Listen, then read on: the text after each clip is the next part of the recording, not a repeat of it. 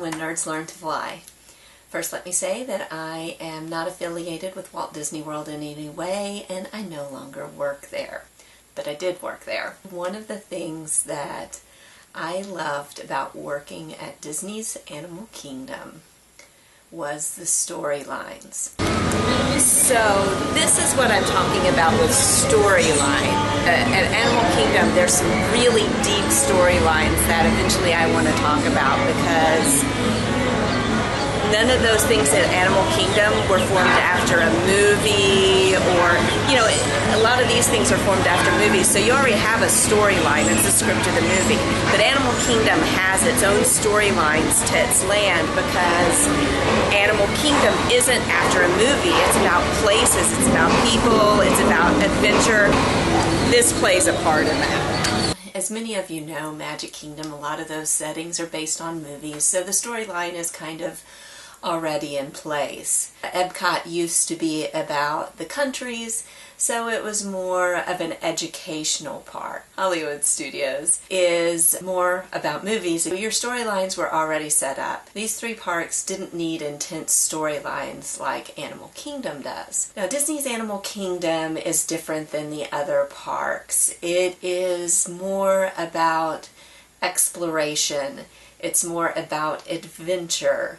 It's atypical to the other parks, and along with that, some of the storylines are atypical also. Today I want to talk about the storyline of Dinoland, because Dinoland's storyline is so hidden within the details that you see around the park, and it really is quite a fantastic storyline. And once you know it, you'll be looking for these little Easter eggs to be able to put the storyline together for yourself. As an artist prep for Animal Kingdom, it was important to know the storyline so that you kept that authenticity that the Imagineers intended when they built these parks. That realism really comes through in the details. You know, a lot of times people don't know what the storyline is, but they just know things feel real. They're not quite sure why they feel real. Well, it's because there's this story behind it. Your subconscious mind, I really truly believe, picks up on that. So today I want to talk about Dinoland's storyline, because I think it's one of the most fascinating in the park. This is the storyline. You realize this isn't true. You have come upon Dinoland, USA. And originally it was small town, rural Florida, the old Florida. And back in 1940s, 1948 or so, all that was there was a fishing lodge, which you'll recognize as Restaurantosaurus, and a gas station, which is now Chester and Hester's. And Highway 498, little hint there, April of 1998 is when the park opened. So Highway 498 is actually the date of the park opening. Highway 498 ran right by the gas station, and the gas station did pretty good business. And this little fishing lodge was really popular with people trying to get away from their big city life, including some paleontologists who, while there, found a dinosaur bone. This started a frenzy of land buying around the area, because of course the paleontologists wanted to be able to study these dinosaurs. They bought up the fishing lodge and the area around it and started a dinosaur dig, which is now the boneyard, and they started to look for dinosaur bones. In the meantime, Chester and Hester, who lived in Georgia, believed that their dog had found a dinosaur bone. He had dug it up and brought it home, and they were so excited about it, they packed themselves and the dog up and headed to Florida to see if they could meet with these paleontologists. Chester and Hester loved dinosaurs even long before they found the bone, but this was their opportunity. They were disappointed to find out that it was nothing but a cow femur that their dog had dug up in the field. So, not a dinosaur bone, but they decided to stay, and they actually bought the old gas station. And for a while, business was really, really good in their little Chester and Hester's gas station. But as time went on, a new interstate came in, and traffic became less and less. At the same time, at Restaurantosaurus, the paleontologist had brought in interns. And you'll see evidence of the interns around by some of their little jokes, exit signs that have been turned into Osaurus. They put the Osaurus at the end as a joke. Restaurant Osaurus. Anytime you see the Osaurus, you know an intern is behind it. Well, the interns gave Chester and Hester an idea. They're going to start selling kitschy dinosaur stuff to the interns. You know, silly dinosaurs. So you've got your scientific dinosaurs, which are your paleontologists who are studying the dinosaur. And you've got Chester and Hester who represent Americana. You know, that love of dinosaurs that's kitschy with a huge dinosaur next to the highway and little dinosaur toys, that Americana love of dinosaurs. They start selling some of this stuff to the interns along with a few snacks and different things, and so they're making an okay business out of it. The interns, you'll start to see evidence of them everywhere. If you go into Restaurantosaurus, and when you head in the door, if you head to the right side of the restaurant, it will first take you through where they prepare the bones, wrap them in burlap and plaster. You'll see evidence of that with handprints along the cabinets. You'll see plaster tools, different things like that. And then if you'll make another right, it will take you into their bunk room. You'll see signs that say bunk room. And if you look up above, you can kind of see their playful nature and the joking between them. And then if you head again to the right, that'll take you into their game room. And there you really see how this young, exuberant interns have brought life into Dinoland. You will see some of the games they play. You'll see their plaques, the Zip Award, which means you found zip your entire program. You didn't find a single bone at all. Golden Boot Award. You'll see those type of things. And if you'll look closely, you'll start to see evidence of 3 interns in particular. You have Daniel Rios. His nickname is Animal. He is your surfer dude. He'd rather be playing hacky sack. He's always late. He's always joking around. He's just not your serious intern. You will also see Samuel Gonzalez. His nickname is Bones. Samuel Gonzalez is in love with dinosaurs. You know, he knew the names of all the dinosaurs before he was 5, and he is always on time. He's serious. He is all into things. And then you'll start to see evidence of Jenny Weinstein. Jenny's just a sweet girl who, she's smart, she's talented, she's just your everyday American kind of intern. And you'll see also evidence that Animal has a big crush on Jenny.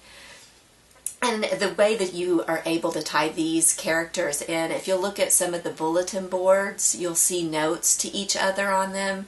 Some of the information boards in the boneyard about the dinosaurs, you'll see their comments back and forth with the professors and the paleontologists that they're working with. So look for those little hints around the park where you will see Jenny and Animal and Bones all discussing dinosaurs and discussing their personal lives. And also look for the evidence of the interns playing, because you will find that on Restaurantosaurus they've set up lawn chairs on the roof and they're actually shooting plungers at the water tower. So you'll see the target and the plungers. You know, they do a lot of fun little things, and you'll see evidence of them everywhere. Of course, your paleontologists are very, very serious. And if you go off to the left of Restaurantosaurus, it takes you into their dining hall, which has that austere feel of, you know, professors.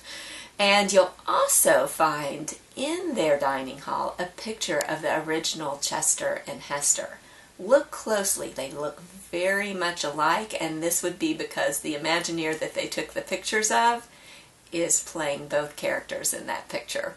Off from the area that the professors eat in, it'll take you into the maintenance bay where they maintain all of their vehicles that are used. You'll see the mechanics and their sense of humor where they've made handprint dinosaurs, little cartoons. You'll see evidence of their tools, dino oil cans that line the walls. A lot of different things that will show you that it is a maintenance bay. There are some areas off of that are the tents where they bring in the bones and are storing the bones that they have found.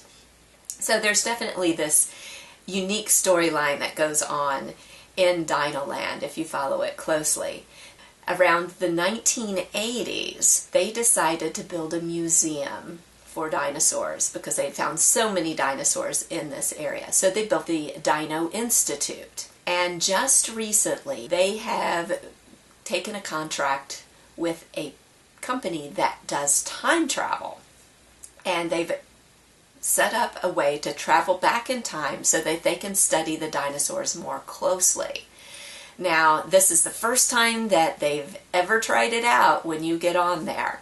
So they don't know exactly how it's all going to work, but they're going to take you back in time, and it's not supposed to be to pull a dinosaur back, but you've got one rogue scientist who has decided to try to bring a dinosaur back with him. And Chester and Hester, they saw how much money the Dino Institute was making by sending people back in time and using the dinosaurs in that way. So they decided that they would kind of poke fun at the Dino Institute and make their own time machine. They ended up making it out of all of the parts in their junkyard, and so they made Primeval Whirl, which is their time machine, out of old junk car parts. So when you ride Primeval Whirl, look closely around you at the hints of not only it making fun of the Dino Institute's time travel, but also the hints of everything being from an old junked car. And Chester and Hester, you know, they're kind of simple people, but they're fun.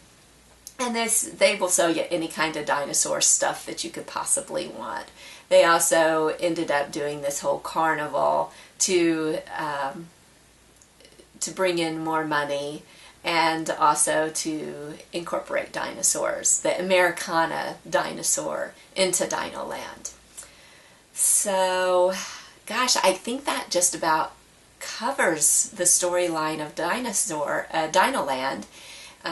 Again, it was old Florida, 1940s, found the bones, brought in the interns. Chester and Hester bought the gas station after their dog bone ended up being not the dinosaur bone that they thought it was.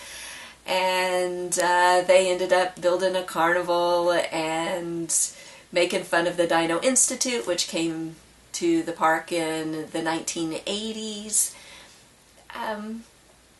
Yeah, just look out for those little hints of storyline around Animal Kingdom, because they've put a lot of effort and done an amazing job of bringing you into the story.